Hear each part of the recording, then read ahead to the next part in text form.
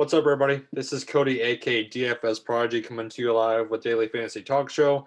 This is DFS Dark Nights, where we're basically going to break down the DK NFL Sunday slate. We have Saturday football that we're tuning into right now, and now we have another full-on slate of Sunday football. So, how's it going, my man?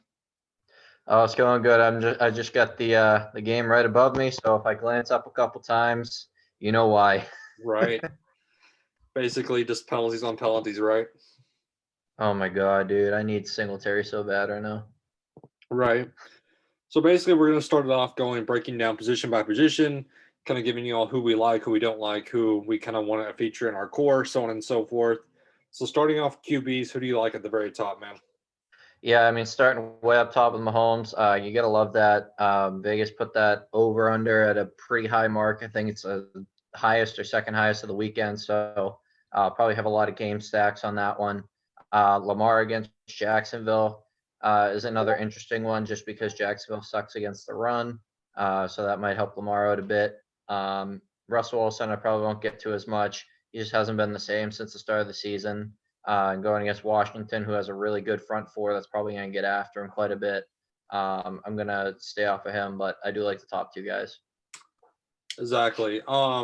Who I'm liking up top is definitely Patrick Mahomes. I think now that Drew Brees is back for the Saints, that game's going to be more competitive. I think that Drew Brees is another guy I'm liking, and only 5,900. But what worries me for him is I don't know how the injury is going to be with him, and with no Michael Thomas, it kind of scares me. But I wouldn't mind getting to him based on his ownership. But like I was saying at the beginning, Patrick Mahomes is definitely a guy I'm looking at. I think that game. I think Patrick Mahomes. I think he'll be lights out, especially with Tyreek Hill and Travis Kelsey. I'm Yeah. not getting too much of Kyler Murray or Russell Wilson. I'm don't mind Lamar Jackson if you want to be contrarian with the GBP pivot, with all his weapons now back, with Willie Snead, those type of guys back. But another guy I'm looking at in the mid range is Tom Brady at 6,600. I think him and Antonio Brown plus Chris Godwin have a good connection. And I think that Atlanta defense is nothing worth stopping Tom Brady, to say the least, but he has been inconsistent. But where I'm looking at mainly up top, like I said, is mainly Patrick Mahomes. If you want to go in the mid range, go to Tom Brady. And down below, who are you looking at as a value play? Yeah, so I don't mind Minshew. Minshew looked good last week when he came back in for Jacksonville, but going against Baltimore, it's more of a GPP throw, I think. I do like Trubisky. He's got the rushing upside, obviously. A-Rob should have a really good week this week, so I do really like Trubisky against Minnesota. I'm avoiding the New England-Miami game all over, just because I think that's going to be a very low-scoring game, so I'm not getting to either of those guys. Um, and then as a dart throw, you could go Dwayne Haskins against Seattle's defense, but since Jamal Adams has been back, their secondary has really started to play well. So I wouldn't highly advise it, but it is a possible if you want to go with a GPP throw. How about you, man? Exactly. That's what I'm mainly looking at is Mitchell Trubisky as a value play. I think people take him for granted. I think he's will do decent against this Minnesota team. I think Minnesota is nothing to be worried about on the defense. We've seen other QBs just basically thrive against the Minnesota defense. I think he certainly can with Allen Robertson. So that's where mainly I'm looking as a value. So basically, just to wrap it up, Patrick Mahomes, Tom Brady, and Mitchell Trubisky are my three QBs. What about you for your three main QBs? Oh, also, I miss Jalen Hurts as well. So I like Mahomes. I like Jalen Hurts, and then Mitchell Trubisky. Jalen Hurts just has a lot of rushing upside, and he looked good throwing the ball too. So I think he could be a more mobile version of Tua Tagovailoa this year, and actually be a guy who can score consistently and be a good, nice little piece there in the mid range. Most definitely, most definitely. Moving on to running backs. Running backs is a little bit interesting than this slate. You either have to pay all the way up or try to find a value play. But now with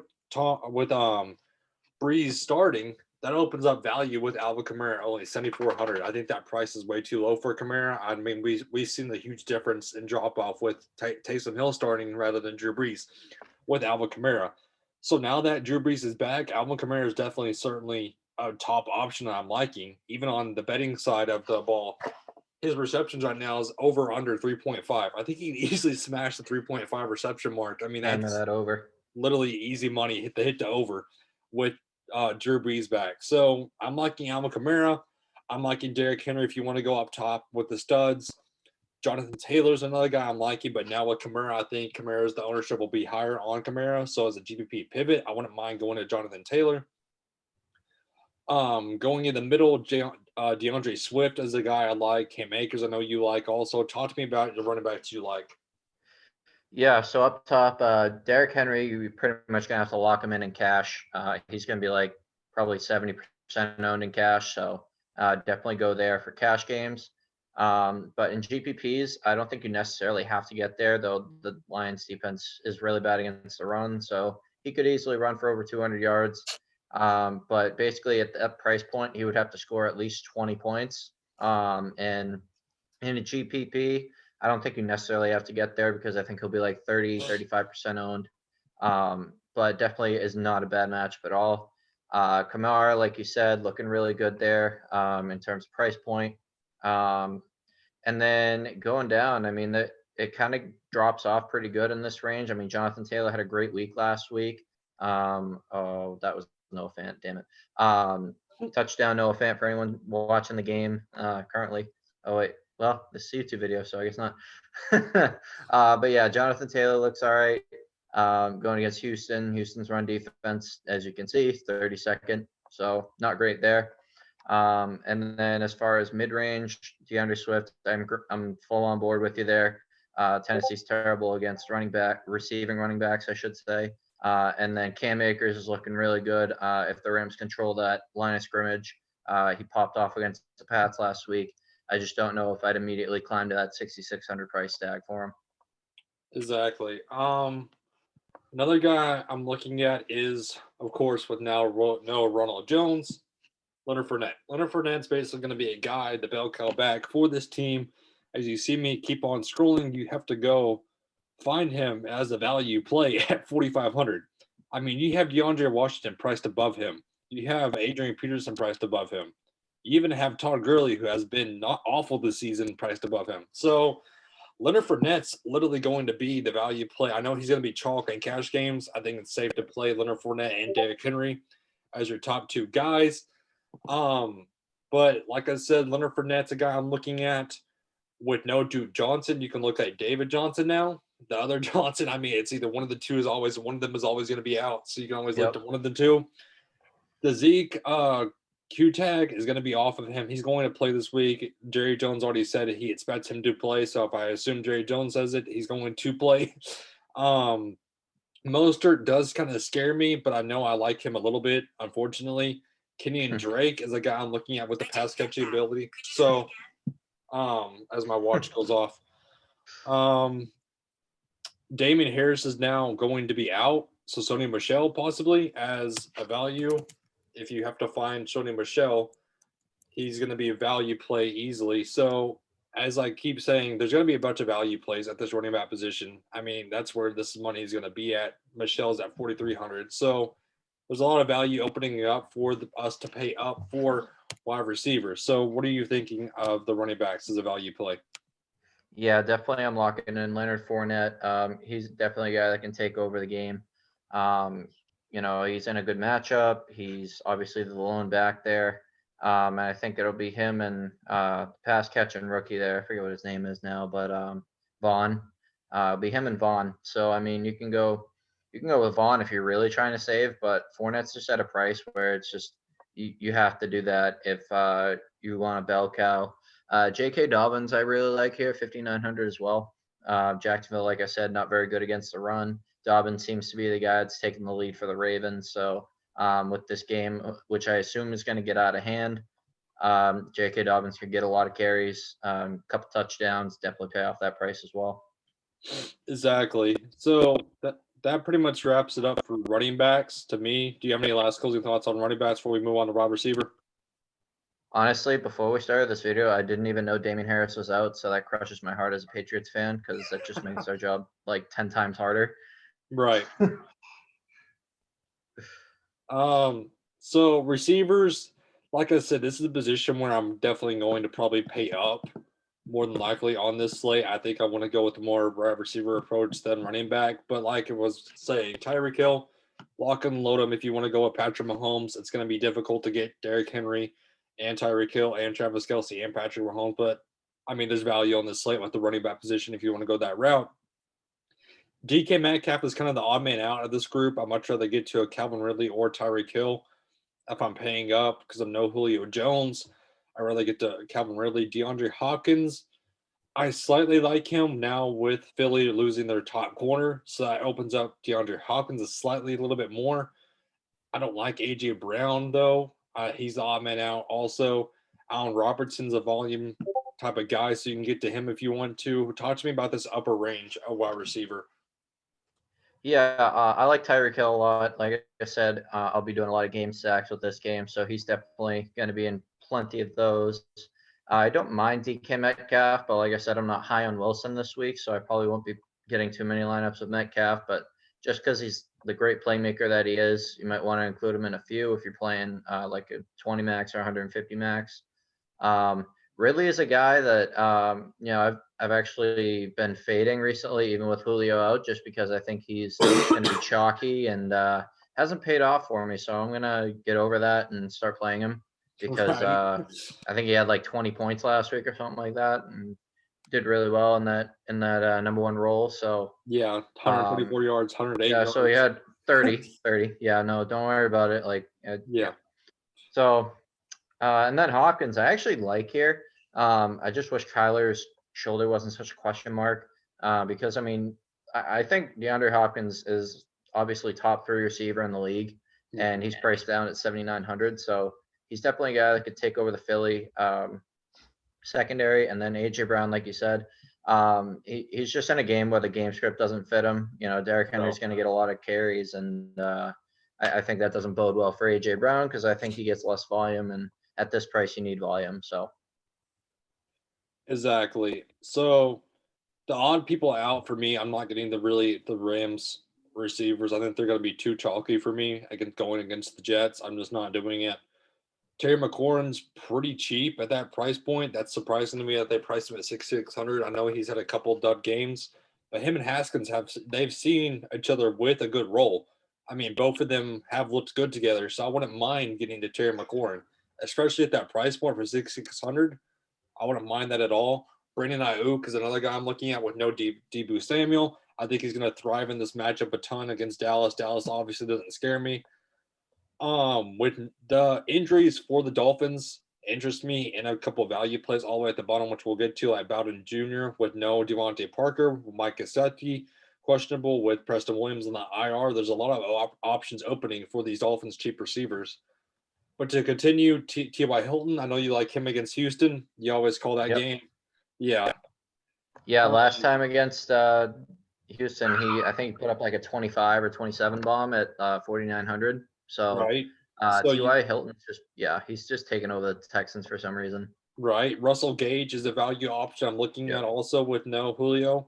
So that definitely will open up more snaps for him. That's where I'm kind of looking at in the mid range. What about you, man? Yeah, like I said, I mean, I'm all over T.Y. Hilton this week because for some reason, he just like shows out against the Texans, and you just have to play him against them because he just goes off for no apparent reason.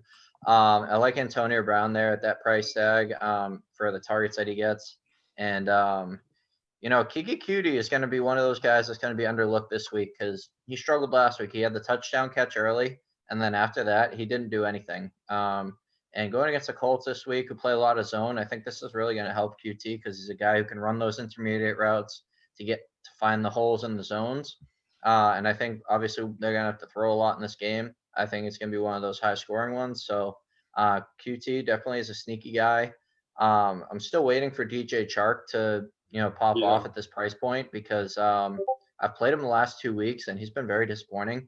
But going back now that they're going back to Minshew, I feel like that's a much better play. So Chark is definitely a guy, like you said, Russell Gage. And then that's pretty much it for this range for me. But definitely there are some good options in there. exactly. If you want to go value, like I said, Daryl Mooney is always going to be in play to me. He's always so super cheap to me, and I wish he had a better QB and a better system because he would be popping off if he even had a slightly better quarterback. I mean, I know I say that almost every week, but it still remains true. Like he's facing Minnesota. Imagine if he had a good quarterback facing Minnesota. He could easily be a top receiver in this game, in my opinion. Like I was saying, Bowden Jr. Now his snaps will definitely increase, and he is a viable option in my opinion if you want to go with the salary saver in a GPP option. Malik Collins also is another guy I'm liking with the Bowden Jr. play. Michael Gallup is way too cheap at 3,500. I think, in my opinion, that's definitely a salary saver option. Do you like anybody down here in this range for a salary cheaper type of guy? Yeah, so with the Mac Hollins play, I think he becomes viable only if Gesicki plays because he's the backup tight end for them. I don't know why he's listed as a receiver, but when I saw him lining up last week, he was as tight end. He had a pretty big role once Gesicki went out, so Exactly. I do like him there, especially at that price point. Even though I did say I was probably going to avoid most of this game, but he's probably one guy I'll have to slip in there. Gallup, as his price point, is still way too cheap. Him and Andy Dalton have this thing going on where they just love to target, or he loves to get targets to him. So really like that. Like you're pulling up Sanders just now. That's a really Yeah. good option there with no end Michael Thomas. And I also 4,200 really for, like yeah. Traquan Smith as well. I'm gonna do a lot of game stacks with that game, so I'll be getting a lot of these cheap receivers there that are available. Um, but that's pretty much it for me at receiver. So as tight end is now pulled up 8,000 for Travis Kelsey. I mean, in cash, lock and load Travis Kelsey, in my opinion. I Yep. mean, it's just the go-to option. Mark Andrews at 5,500 is a little cheap, in my opinion, based on the targets he gets and the role he does play on this team. I like him a lot at 5,500. Hawkinson, definitely, if you want to get to him, I don't mind him at all. Other than that, it gets kind of awful, in my opinion. Logan Thomas, he snaps. He sees the same amount of snaps every single game. I mean, you almost see him at 90% of the snaps on the field. Irv Smith Jr. is now in play to me with no Kyle Rudolph. And if I keep scrolling, Cole Kmet now is taking over the role as the number one tight end on this Bears team. If Jimmy Graham especially is out, I don't mind Cole Kmet at all at 3,000. But that's basically where I'm just looking at is those few couple of guys to make it short and sweet. What about you? Yeah, I mean, Kelsey's probably going to be like 70, 80% owned in my 20 maxes this week, but the rest of those spots are going to be filled up with Mark Andrews and Hawkinson. I'm not really looking for a value tight end this week. I just don't think there's a lot of options. Like you mentioned, Irv Smith is in there, but they're going against Chicago, and I don't know how much Minnesota's offense can really get done against that Chicago defense. I know Chicago hasn't been great against tight ends this year. But I just don't know how much it can get done. And I'd rather just be safe and pay up for Kelsey, Andrews, and Hawk. And then Cole Kmet's been, he's in play, like you said, if Jim Graham's out. So I'm like right on with what you said about tight ends. Yeah, it's a pretty ugly tight end sort of slate. Yeah. Even if Gasecki does play, I'm not really looking at him either Mm-mm. way, even if he does Nope. play. I just wanted to throw that out there. Defenses, again, kind of short and sweet. I mean, Rams, I don't mind getting to them. The Dolphins now are kind of in play to me, and I know you hate to hear that, but with no Damon Harris, that Yeah. kind of opens that up to me, honestly. Yeah. I know. Yeah, it kind of opens it up a little bit I more. know. Yeah, because I mean, we've seen Damian Harris break off for pretty good runs. I mean, he's not that bad of a running back to say the least. And now without him, Shody Michelle is just not the same. No. Um, No. yeah, I don't like. I was going to be on the Chiefs slightly, but now with Breeze back, I'm not on them at all. This is kind of again just an ugly defensive sort of slate. This is all good offenses on this slate, to say the least. That's why I'm just kind of. I hate to say it, but I kind of want to pay up for the Rams. What about you, man? Yeah, I'm really high on the Rams this week. I don't think there's any reason to go away from them. The Jets offense is the Jets offense. That's all I Yeah, have to say. I mean, it going against the Rams defense with the number one pass defense in the league. I'm not worried about Frank Gore running for 200 yards. So I'm going to go ahead and lock in the Rams defense this week, as well as I'll probably sprinkle in the Dolphins, even though I am a Pats fan. Like, I know our offense isn't great. So, and then I Right. do like the 49ers down there at 3,100. Dallas offense doesn't scare me at all. Zeke has not been the same. And if you do need some salary saving, definitely going down there at 3,100. And Pat's defense is viable, I think, at 3,000, just because Miami, obviously has Tua Tagovailoa, and Bill Belichick for some reason dominates rookie quarterbacks. So that's definitely a viable play this week if you're looking for a GPP throw. Patriots is definitely in there. Exactly. So, do you have any last closing thoughts before we head out, my man? No, man, just good luck to everyone this week, and hopefully our video helps you out. Exactly. So that pretty much wraps it up for us, guys. Hit that like button for us. Subscribe to our YouTube channel, DFS Dart Nights. That helps us out a ton, as y'all know. That's And right. right now, Discord is popping after I just sent out the link. We have a few new people, so we're definitely chatting it up in there as we speak. So definitely just check out the Discord right after this video, and we will be there hanging out with y'all. So hope everybody has a good and safe rest of their day. Have a good one, everybody. See ya.